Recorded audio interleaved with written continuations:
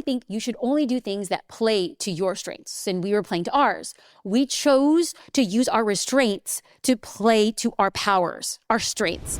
Welcome back to the Jasmine Star Show, a place where we discuss, a lot of things like business, go-to-market strategy, and today, how to have a better next year. Can I get an amen? But first, you know the drill. I want to read some kind words of a friend who listens to the show because you right now who's listening, you're my friend. So is D. Schumacher, who rated the show with 5 stars and said, concise, packed with value. I will have to listen again and take notes. Thank you. Okay, D, thank you for listening. And I am so proud of you for going back through and taking some notes. This is exactly what I do to learn and have it sink in. So in this episode, I am taking you through 5 mindset shifts that I am bringing with me into next year, starting with mindset shift number 1, and that is to prioritize the important over the urgent. Now, this past year, I spent a lot of time cutting out noise. Like the noise, the things that clamor for most of our attention, that email, that Slack response, that client call, that preschool PTA meeting deadline. This urgent noise drumps in front of your mind and you begin to only focus on the noise instead of focusing on your North Star. What is most important? What are the things that the business needs overall? Not just what does the business need right now? A few months ago, we were building out a launch runway for an upcoming launch with one of our most successful courses, and it's called Your Biggest Launch Ever. Now, we had content meetings, we had strategic planning, and we had a rollout plan. But ultimately, I was the person to approve it. I had tasks to review key details that the team was waiting on and waiting on and waiting on. They wanted to get started on their tasks and their objectives, and they were waiting on me. Their messages were urgent, which I totally get and I totally respect. But it wasn't important at the time. It was urgent. It wasn't important. I had key initiatives and growth plans that needed to get my full attention at that time. And taking care of their urgent request would have come at the cost of our important goals. And I communicated to the team that, they were important. And yes, I'm going to get to those questions, but I need to complete the most important tasks first. I needed all of my attention on what was the most important. Now, we are launching this massive live course experience in January, but we began planning for it last August. I moved all of my tasks for this launch from August to the end of September. Now, I told the team I wasn't even going to pay any attention to what appeared urgent because the important was my priority. The important was my North Star. Was that hard to hear? Yeah, maybe. But it's my responsibility to steer my attention and lead the company toward our big, important North Star goals. Not just, what do we need to do right now? So what does this mean? This means focusing on tasks that are necessary for your long-term goals and your objectives, instead of those that seem really pressing or time sensitive. So I want to break these 2 concepts down because I know I'm going to get a lot of pushback. Urgent tasks require immediate attention or action. They usually feel loud and demanding, and a lot of the time, they're recurring events, like meetings you feel that you need to go to and you can't get out of. Now, what I want to talk about right now is important tasks. These are things that contribute to your long-term goals and your long-term objectives. They may not be immediately pressing, but they are essential for your success. And these are tasks like strategic planning, relationship building, and personal development. By prioritizing the important over the urgent, you can avoid getting caught up in those the day-to-day hustle. And then instead, I want you to focus on tasks that have a bigger impact on your goals. Okay, so now let's move to mindset shift number 2, which is to embrace the power of constraints. Now, this might seem counterintuitive, but limitations can actually be a good thing. Limitations reduce friction. Limitations force you to be resourceful and use what you have. And a lot of the time, they lead to more creative solutions. But I think maybe, perhaps, my favorite thing about constraints is that they reduce analysis paralysis. Fewer options lead to quicker decisions. And once you make this mindset shift, you're going to start getting excited about the opportunity to create within those boundaries. So back in July of 2023, we began strategic list building efforts. Now, this means that we wanted to grow our newsletter by creating free resources that provided a ton of value. Now, I firmly believe that the best companies are constantly building their newsletter lists to cultivate not just future customers, but to cultivate future fans and evangelists. But here's the tricky part. We had a lot going on in July. We had just finished a social curator launch in late June, and then the team was focused on adding new content for your biggest launch ever course launch. And the team was also planning 6 content days and 4 podcast batching days in Newport Beach, Hollywood, and Austin. Our customer success team had created its own custom personalization white glove video demo walkthrough for social curator members. And I'm telling you, this list can go on. But all of us were firing on all cylinders.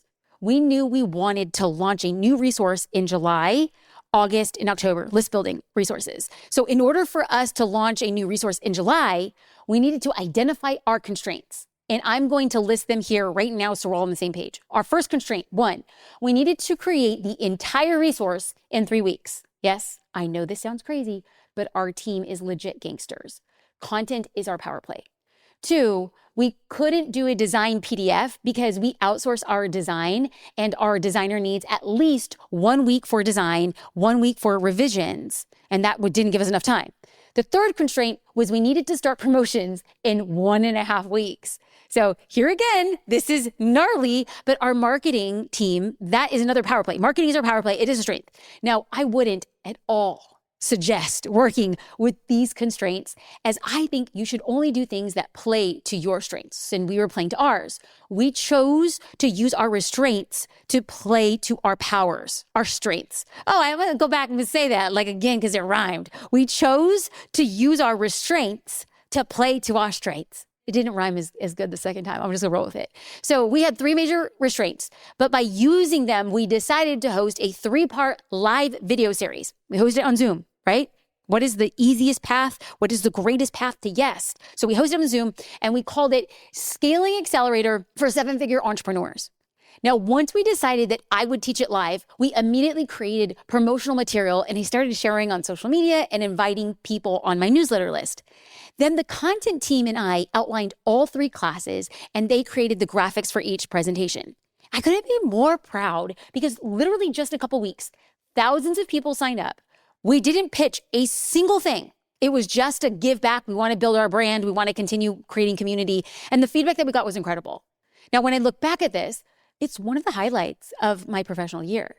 So if you would like to watch the replays, you can get them for free at jasminestar.com/scaling. I'm going to link them in the show notes so that you can experience the entire experience for yourself and you could scale your business strategically. But we're not going to go there. We're talking about the mindset shifts, right? We're talking about playing to restraints means that we could also play to our strengths. And as a result of that, in July of last year, we did something that proved all of ourselves what we were capable of. Now, the third mindset shift I'm bringing into next year is a future first mentality. This goes hand in hand with the concept of prioritizing the important over the urgent. In business, it's easy to just focus on your task, decisions, or strategies for just that day or even that week without really fully considering how they affect other areas. But the truth is every action and decision and strategy is not just interlinked, but it has a ripple effect throughout the entire organization and your business. For example, if you need to put out an existing short-term offer, but you're pivoting into an entirely different direction with your business, it's important to consider how that offer aligns as you rebrand and as you build out the next iteration of your business. While the short-term offer, it might bring in immediate revenue, if it doesn't align with the new direction, it could potentially confuse your audience or it could dilute your messaging, and that could have a long-term effect. Now, you could tweak the offer to better reflect where your business is headed. Yeah, absolutely. But it's still important to always take in consideration, is this the best reflection of where I want my business to go? Is this aligned with my long-term vision and the brand I'm building? I want to share a personal example. In September, we opened the doors to hosting my very own mastermind. It was exclusive for 7-figure entrepreneurs, which is the first time I curated a group of that caliber solely focused on scaling to 8 figures. Now, for many years, I served a wide variety of entrepreneurs, and I loved it. Truly, in deep in my bones, I loved it. But I've gone through massive growth spurts, and I've honed my efforts on who I think I am uniquely qualified to serve. I've had the honor of consulting with incredible clients and being invited to sit as an advisor for really incredible businesses. Through these processes, I knew I wanted to sit with incredible people, a group of 7-figure entrepreneurs for 8 months to see how they could scale their growth. If this was my focus, and it was, I needed to create content and send newsletters and offer resources just for that person. If I offered a product or a service for a 6-figure entrepreneur, it would be out of alignment in attracting the 7-figure entrepreneur. I made decisions that aligned with my future first mentality. And I'm telling you right now, I couldn't be happier, and I'm carrying it into next year. So let's recap right now. The first mindset shift is bringing into the next year is I'm going to be prioritizing the important over the urgent. The second shift is embracing the power of constraints. And the third mindset is a future first thinking. Now let's move on to number 4, and that is celebrating continuous improvement. We love to celebrate big wins and milestones, right? Like, ooh, yes. Okay, rightfully so. But to get even more results in your business, start celebrating the smaller improvements and wins. I was actually just reading about this philosophy of celebrating continuous improvement, and it's also known as the Kaizen mindset, which is a Japanese concept. This mindset shift is the belief that small incremental changes often lead to major progress over time.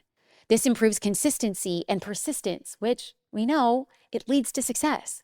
Here's an example. Pretend you're a freelance copywriter, but you only measure success by completing big projects or landing high-profile clients. But what about the small wins that changed your business from the inside out?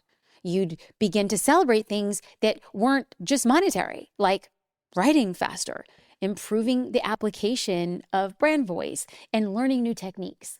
This shifted mindset will boost your confidence and efficiency, making your clients satisfied and really excited to keep you on as a contractor. Now, by celebrating continuous improvement, you improve your reputation as a copywriter, and then as a byproduct, you increase your revenue. If you're not sure what this looks like in your business, here's a few ideas because I want you celebrating as you go into the new year. You could celebrate positive feedback and reviews from clients, how you handled a tough situation or a conversation. You could celebrate improvements with your workflow, your systems, or your operations. You could celebrate successful teamwork or collaboration, new creative ideas. So I created a win board in my office that includes small highlights, like maybe things I would just normally gloss over, right? For example, on this win board, I wrote down that a win was having a conversation with a company that I wanted to partner with. Now, nothing happened from that conversation. Now, we still had a ton of follow-up calls and contracts and confirmation that we could actually partner together. But the win at the time was simply that call happened. I was celebrating the start of a conversation as well as at the time, hopefully celebrating the end of that conversation too, which is what we're going to pause here because I wrote that at the beginning of the year. This win was that, hey, I just had the conversation. Hey, we just opened up the dialogue. We ended up partnering them with the course, Your Biggest Launch Ever, which radically changed the way that people were showing up easily with their business and achieving huge launch goals. It started off as like a win just for the celebration. Then it became a win that we inked contracts, and then it became a win that people got so much success.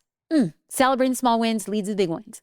The fifth and final mindset shift that I have for you is to embrace non-dualistic thinking. Now, we often feel like we need to categorize people, things, situations, ideas like good or bad, hero or villain, right or wrong. This is called a binary mindset. A binary mindset is when you see only things in black and white with no like middle ground or shades of gray. And this can lead to small thinking, and it could limit your ability to make informed decisions. So how do you not do this? By embracing non-dualistic thinking. Non-dualistic thinking is the ability to see interconnectedness and shades of gray in all aspects of your life and business. This can lead to more empathy, more open-mindedness, and a deeper understanding of really complex issues. So do you remember that company that I wanted to partner with? The one that I just mentioned where I celebrated the small win? Well, before we thought of a partnership, we were using a binary mindset. Now, I'm not going to get too much into the details, but we were literally going to create our own video tutorials on how to use different platforms for your businesses. Like, let me repeat that again. We were going to make a handbook on how to use another product. Why? Because up until this point, we'd never seen this company do such a massive partnership and then create unique tutorials for our needs. This was a classic black and white perspective. Because they hadn't in the past, we believed they would never in the future. But when we embraced non-dualistic thinking, we literally mapped out everything we needed. It was like literally a dream list of how we could partner with this company. And then we pitched them. And guess what? ConvertKit agreed to every request. And here's where it gets better. They gave us ideas on how we can improve the offer. So this isn't black and white. It was 50 shades of gray.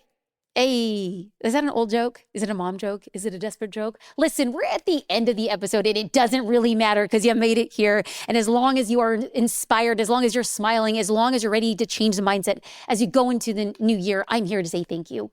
Thank you for being a part of the Jasmine Star Show. Thank you for those of you who left a review. If you haven't already, it's the new year. What's stopping you? New year, new you. Let's do it. I would love to read it on a future episode. I hope you're having a beautiful day and a beautiful start of the year.